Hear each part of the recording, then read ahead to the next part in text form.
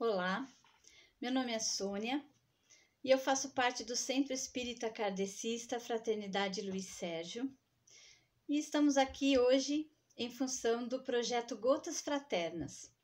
É um projeto onde cada semana um capítulo do livro Pão Nosso, que foi psicografado pelo Chico Xavier, pelo Espírito de Emmanuel, em cada semana nós traremos um capítulo. Várias pessoas vão se revezando nesse processo de reflexão e hoje nós vamos falar sobre o capítulo 2. O título é Pensa um pouco, ou seja, muitas reflexões aí.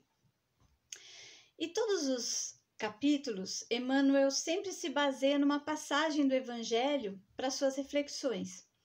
E nesse capítulo ele vai usar a passagem que está no Evangelho de João, capítulo 10, versículo 25.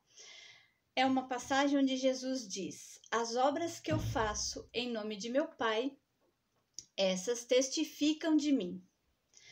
E aí é importante a gente contextualizar um pouquinho em que situação Jesus falou sobre isso.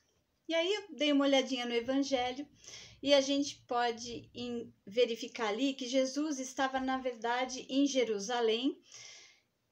Era uma festividade do local e os judeus estavam em torno dele e fizeram a seguinte pergunta: até quando nos manterá em suspense? Se és o Messias, fale claramente. E Jesus respondeu: eu já vos disse e não creram. E em seguida ele falou essa frase que está no início desse capítulo, que é: as obras que eu faço em nome de meu Pai, essas testificam de mim. Bom, já começando por aí, nós temos uma reflexão, né? Mais do que as palavras, são as obras que dizem quem nós somos. E aí eu vou ler trechos desse capítulo e vou fazendo as reflexões.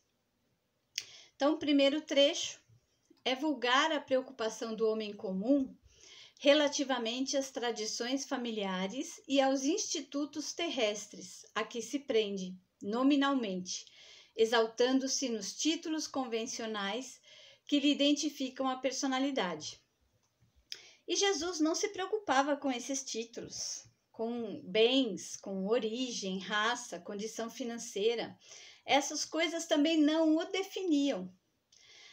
Só que nós vivemos num contexto bem diferente, né? A gente acaba valorizando muito essas coisas. A gente acaba se vinculando muito a coisas supérfluas, como orgulho, que nos ligam ao orgulho, à vaidade, ao status, às aparências. Só que elas não definem o valor de uma pessoa e nem o nosso. E aí, continuando o texto.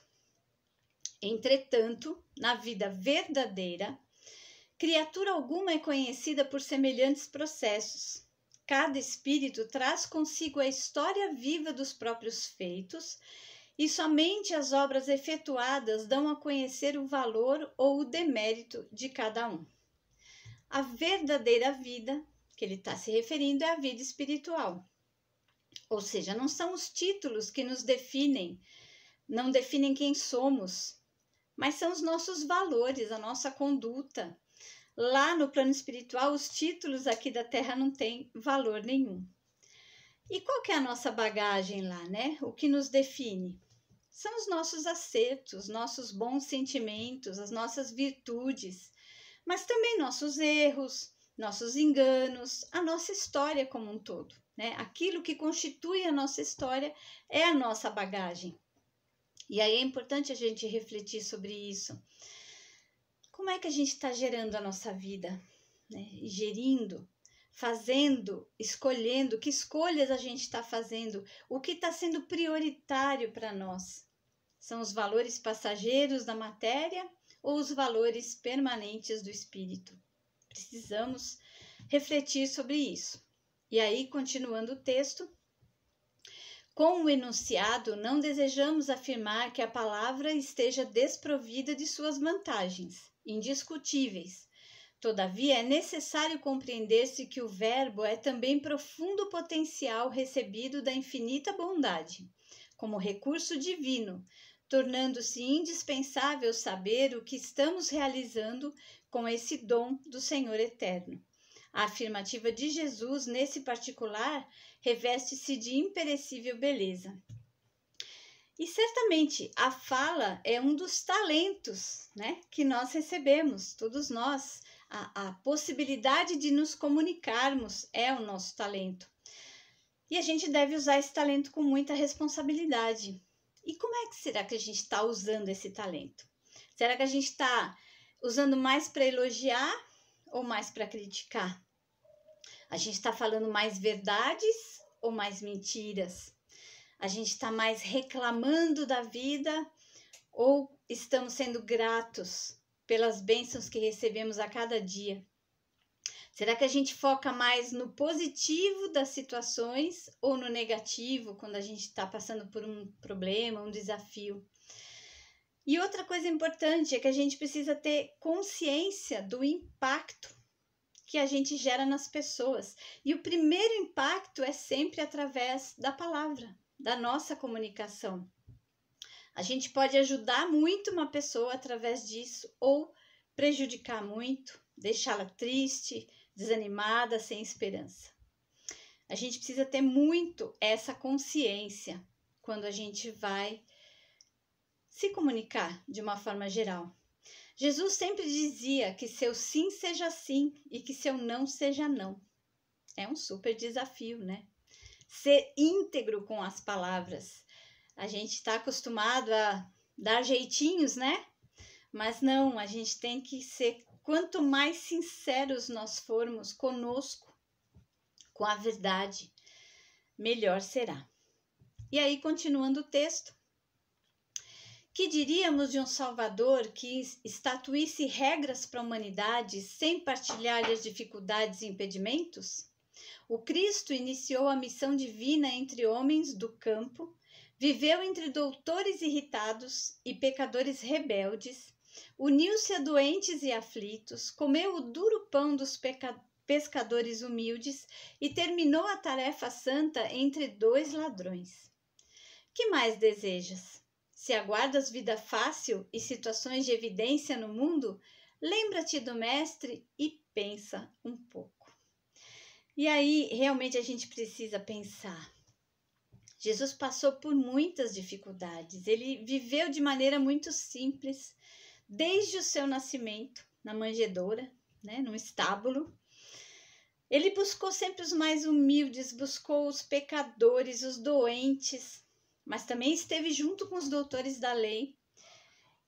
Só que eles se incomodavam muito com ele. E por que os doutores da lei se incomodavam tanto? Porque ele trazia novas ideias.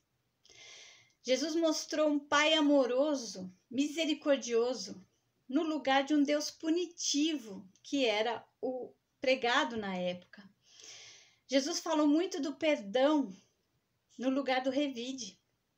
Falou da caridade não como uma esmola, mas como um compromisso que nós temos que ter com o próximo. E o mais interessante é que Jesus, mais do que nos ensinar, ele exemplificou, ele viveu tudo isso. Ele nos mostrou como fazer, né? E olhando para a nossa vida, a gente pode se sentir pequenino, né? Cheio de erros. Mas a gente está na vida material, que é a nossa escola. Aqui a gente erra mesmo. Mas nós temos uma cartilha, né? Um manual de instruções, que é o Evangelho, que tem todos os ensinamentos de Jesus. Então, a gente não deve se apegar a esses erros do passado. A gente deve aprender com eles e buscar não repeti-los. Essa semana eu ouvi uma frase que eu achei muito interessante, que o retrovisor num carro, o espelho retrovisor é sempre muito menor do que o para-brisa. Por quê? Porque olhar para trás é apenas uma referência. O nosso foco deve ser olhar para frente, olhar para o presente e para o futuro, as possibilidades que nós temos. Não podemos nos prender ao passado, aos nossos erros. Como disse, aprender, não nos prender ao passado. Jesus nos mostrou o caminho, né? A gente sabe que a gente tem que refletir, temos muito a melhorar, mas junto com Jesus, os problemas são sempre muito mais leves. E como diz o título da lição, pensa um pouco. Agradeço muito a atenção de todos e desejo paz. Um abraço.